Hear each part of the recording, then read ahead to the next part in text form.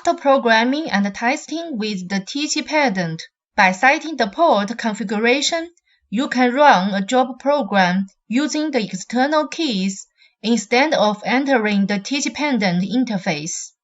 Step 1. In User Management, select the checkbox before automatic login and complete the automatic login function setting according to the prompt.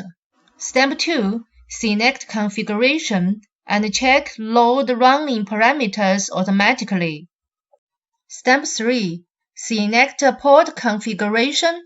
The system provides 8 special functions. Enter the port according to the physical keys installed in the control box and configure the special function.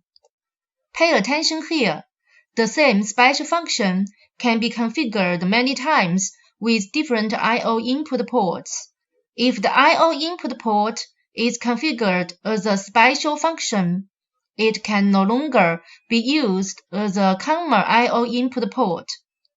There are some differences between emergency stop function and other special functions.